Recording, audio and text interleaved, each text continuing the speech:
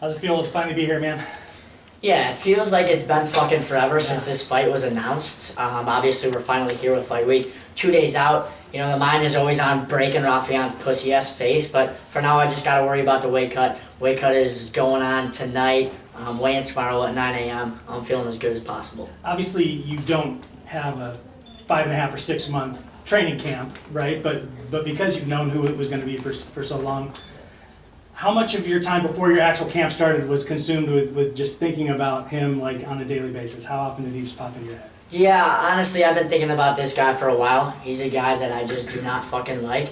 You know, obviously, you're not just training for one opponent when you want to become the best in the world. You train for everybody. So for 5 months or so, I've just gotten better as a mixed martial artist, no matter who it is, because shit happens. It's a crazy fucking game. If Raufeon got hurt and I fought somebody else, then I had to be ready for them. But, you know, I have had a lot of time to just get better at my skills, and the good thing is I got into MMA maybe 4-ish years ago, so I've gotten so much better from then. I feel like my last fight was forever ago, and I've made so many fucking gains and improvements, and I'm excited to put that on display in a couple of days in Mohegan Sun Arena. Against this motherfucker Stots, I just don't think that this guy poses any threat to me. You know, if you look at my last opponents, Higo in general, he has the best fucking jiu-jitsu there is probably in this bantamweight division. So you got to be very careful with him. You got to be very calculated. He's just waiting for you to open up so he can capitalize on it. With Stots, he's a pussy, he's a bitch, and he doesn't have any finishing capabilities. I can really open up against this motherfucker. I don't have to worry about him finishing me, and I can just slice up his fucking face. Give us the Cliff's Notes version of how this beef started with you guys to begin with. I mean, we saw you in Chicago a couple weeks ago. We've seen you elsewhere before that. So we know that you guys don't like each other. But who doesn't like each other more? You I mean, or him? Where did the beef come from to begin with? I don't know if he actually hates me. He's definitely acting different. You know, one thing I do believe in is mental warfare and getting your opponent's head. And I can tell that I've already gotten in this motherfucker's head. This guy is acting very different right now than he has been in his previous fights. You know, that's what I have succeeded at, is getting in his head like I do with everybody. You know, when you fight Danny Sabatello, you got to change not just who you are inside the cage, but outside the cage as well. You got to talk a little bit more. You're going to feel the pressure to kind of change yourself. And I've done that. I've changed these motherfuckers' careers when they fight me. And also, obviously, in the cage, they got to change. But with me, I've always fucking hated him. He's just a very different person from myself. You know, every time I go on Instagram, Twitter, or any social media, he's the first person to like and comment these fake laughs to everybody. And I don't live in this bullshit, fake fucking social media bullshit. He's just somebody that needs the approval from everybody. He wants to be buddy-buddy with everybody. I'm the exact opposite. Aside from my friends, family, coaches, teammates, you can fucking hate me. I don't give a shit. I don't care about your views. I only care about my view and the people that are closest to me. So obviously we're very different, and I just don't like him in general. And then also, obviously, if I'm going inside a cage with somebody and we're going to go toe-to-toe and he's going to almost maybe potentially kill me and I'm almost potentially maybe going to kill him, why the fuck would I be this guy's friend? You know, there's a lot of pussies in this fight game right now, and they go out there before the fight and they want to shake hands and they want to hug because they want to give themselves a false sense of security that nothing bad is going to happen in this cage. You know, at the end of the day, it's going to be all right. We're going to go home to their families. No, fuck that. I want to get in your head. I want you to understand fully that I have bad intentions from the get-go. Because we're all talking about the beef with you guys, I think we're almost forgetting that, you know, you win this fight, you're getting something wrapped around your waist, right? And we haven't heard that talked about a ton. So talk me through, I guess, a little bit of what it will feel like to win a title, because then everything changes for you. You get that forever. Yeah, I mean, I'm getting fucking chills just thinking about it. It's an absolutely dream come true. You know, all I want to be is just the best fighter on fucking earth, and I can obviously have that. Fortunate to be display my skill set in 2 days and get it. Obviously, it's a massive fight just in general, but to add to it, getting this fucking belt, which, by the way, it's not for the interim fucking belt. Sergio Pettis is not the champion of this division. Sergio Pettis is a pussy. He couldn't even make it in the fucking World Grand Prix. So right now, to me, Stots is the champion, and when I beat him, I will be the fucking champion. Plus, if you look at our skill sets, me and Stots are the best two fucking people in this division. I don't care what anybody says. We're better than Patchy and Magomed on the other side, and we're way better than fucking Pettis' pussy ass. So, to me, this isn't just an interim fight. This is a world title fight. and it's huge just because Bellator's bantamweight division is the best bantamweight division no matter what the promotion is. You look at this fucking World Pre, and it is so stacked, it is so deep. You got guys like Brett Johns, who was top 10 in the UFC, who couldn't even make it into this World Grand Prix. You got guys like Darian Caldwell, who aren't even in this Grand Prix. So obviously, it's absolutely massive. The winner of this World Grand Prix will be the best bantamweight on the planet. Thanks, man.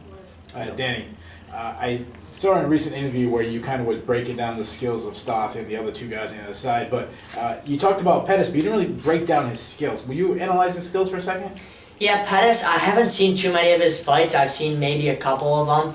And it's just because it's something that I have zero worry for. You know, he's a guy that, obviously, he's a striker. He has terrible grappling, terrible takedown defense. He fought my teammate Kyoji Horiguchi. Kyoji, who's not even a wrestler, took him down at will like 5 fucking times. So if that fight does happen, which I do think he will back out last second when I do have the belt after I do win this Grand Prix and fight him, I do think he'll back out. But I think he's an okay striker. He likes to throw a lot of flashy stuff because he tries to live up to Big Brother's shoes and Anthony, but he's not Anthony Pettis.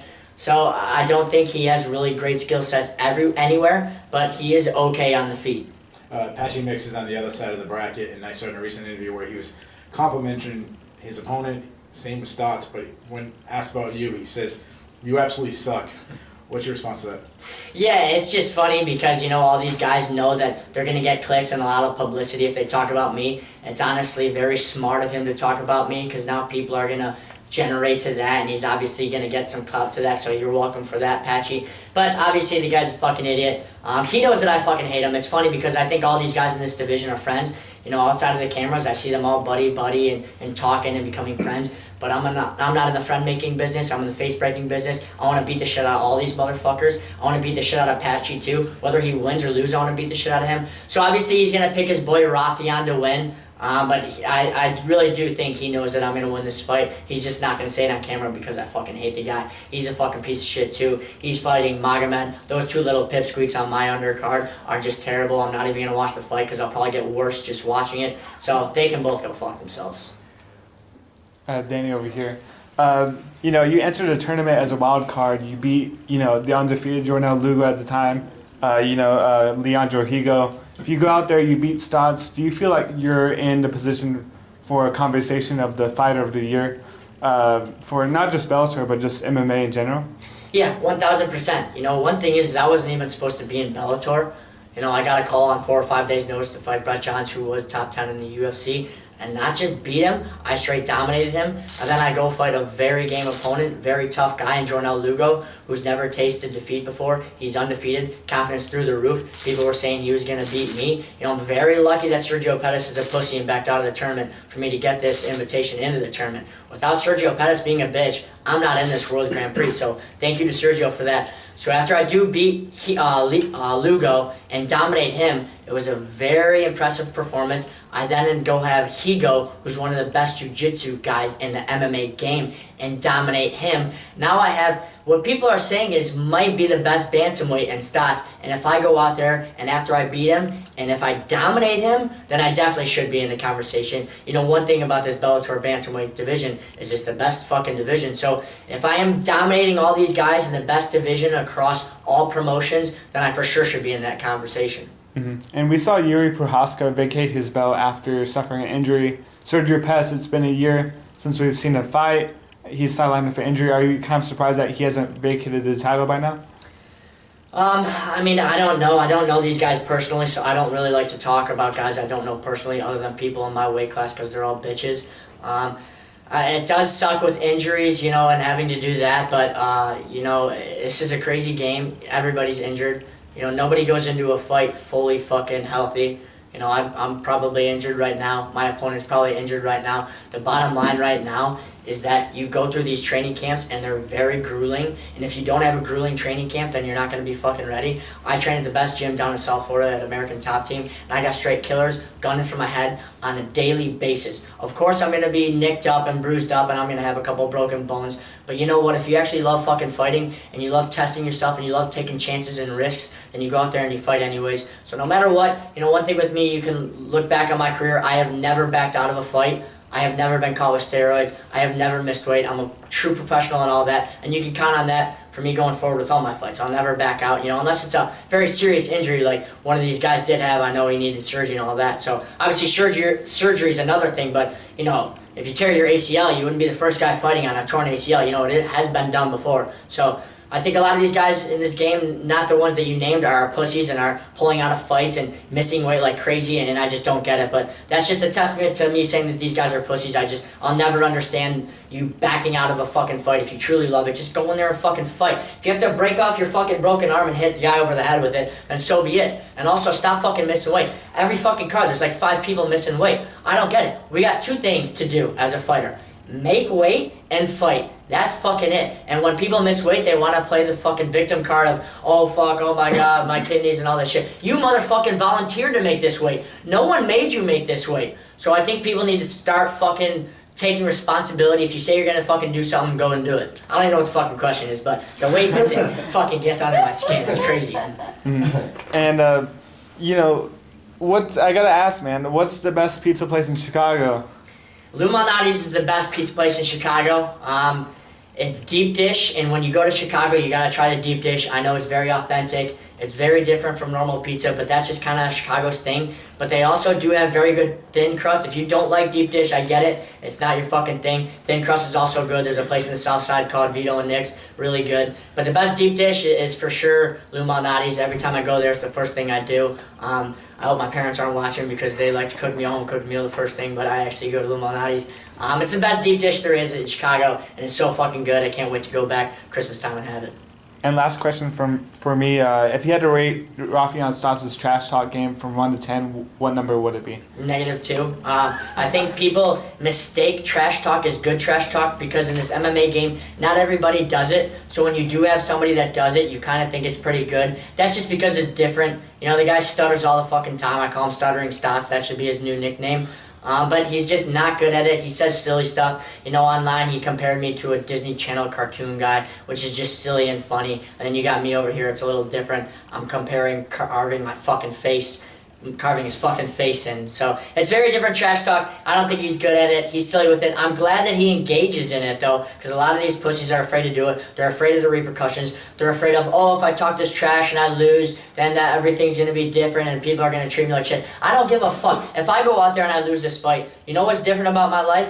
Not one fucking thing. The only thing that would be different is my comment section on my Instagram. And I don't know these motherfuckers. I don't give a fuck about these guys. I'm surrounded by great friends and family. Do you think they're gonna love me or like me any less if I lose a fight? Fuck no. So either way, I'm always going to be me. Win or lose, I will always talk trash just because that's who Danny Sabatello is. The fans need to understand that's who I am, and that's what they're going to fucking get. I think fighters are big pussies. They're afraid of the repercussions, but they don't really understand the repercussions. There are none. It's just a bunch of losers that are going to say, oh, in your face, you fucking talk shit and you lost. Who cares? Your family's going to love you. Your friends are going to love you. No one gives a fuck. It's just your peace of mind when you lose. When I lose, it would be terrible. It would be the worst thing ever in my mind, but that's it. That's the only thing that changes, not the outside view. Danny, so looking forward to the Grand Prix final.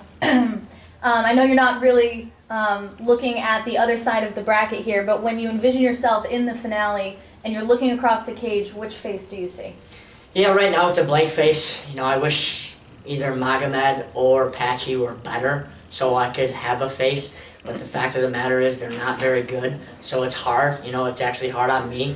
People should feel bad that these guys aren't better because I want to have a face to picture, but I just can't. I don't know who's going to win that fight. Patchy is a little bit good when he has your back and he has that body lock position. He put that on display against Kyoji Horiguchi. He's very clingy. He's hard to get off your back, so he's very good there. And then you look at Magomed, and he throws a lot of spinning attacks, which obviously are very dangerous in MMA because your legs can be put out like that. You're wearing small gloves. So I really don't have a prediction. In practice, I only picture Stots for now. You can't get ahead of yourself in this game. I can't slip on a banana peel. He can get lucky. He can win this fight. So I need to be totally fully engaged with Stots. Even if I think I'm so much better than him, anything can fucking happen in that cage. It's absolutely chaos. So for now, it's just Raufeon Stots, and then we'll worry about that later. Okay. And it is the season of giving. So what are you hoping to give your opponent on Friday? 82 stitches across his face. And do you think that Die Hard is a Christmas movie? No, it takes place in the winter, so it's a winter movie. You can watch it around Christmas because, okay, there's a Christmas tree in the movie and it's snowing, but come on, that's not a fucking Christmas movie. And last question, what's on your holiday wish list? A gift from Raufeon Stots for making his career. This guy, he's being talked about more than he ever has before. I saw people are saying, where's this Raufeon Stots guy came from? Motherfucker, yo, he's 34 years old. He's been in this game for forever, okay? I am making his career. Nobody was talking about him before this fight. So he owes me everything. I have given him so much fucking spotlight, it's ridiculous. He better be very thankful after this fight, no matter what the fuck happens. I better be getting a Christmas present from Raufeon Stots. Thank you. Danny, you talked about family and friends. So do you think being the youngest child made you as scrappy as you are? 1000%. The youngest are always the toughest. You know, I had my older brothers, Joey and Vinny, always beating up on me. You know, from the beginning. You know, it's always funny. Joey could always beat up on me, but whenever Vinny did, I would always go and tell Joey, Vinny just did this, and then I would get Vinny in trouble with Joey. But that's just kind of the family dynamic. In an Italian household, it's very tough loving. So they've obviously molded me. My mom and my dad have molded me. All my cousins, my uncles, my aunts have molded me. You know, there's not one specific person that has molded me to who I am. It's everybody, not just family, but also friends. And then my sick mindset, too. I think I'm just very differently wired. And even with these fighters, I found myself I'm very different than these guys. You know, I think in this fighting game, not everybody absolutely loves it. You know, when I talk to these other fighters and we're talking about fight night and everything, and everybody's always talking about, man, after you win, it's just the best feeling ever, and you celebrate, you get fucked up. It's great, and don't get me wrong, I love getting fucked up, I love celebrating, but to me, when I think about the fight, I get so excited about the actual act of fighting. I can't wait to actually get in there and perform and slice up this guy's face. I love fighting more than I love anything. You know, obviously the feeling after the fight is great, but I think all these fighters chase that feeling after the fight. But to me, after the fight, I'm like, fuck, man, now I gotta wait a few more months before I actually do this again. So to me, I think I am wired a little bit differently than these guys. I think I actually do love fighting, and that's why I think I'm very successful. You know, the bottom line is, everyone says keep grinding, keep grinding. I don't like that. When I go to fucking practice, it's not a grind to me. I enjoy going to practice. You know, I go to the best gym in the world down in South Florida, American Top Team. You know, it's a privilege to fucking go there, and I fucking love it. I get to fucking go there and practice fighting every single day. I fucking love that. It's not a grind. I'm doing what I love, and if you're doing what you love, you're going to be successful at it.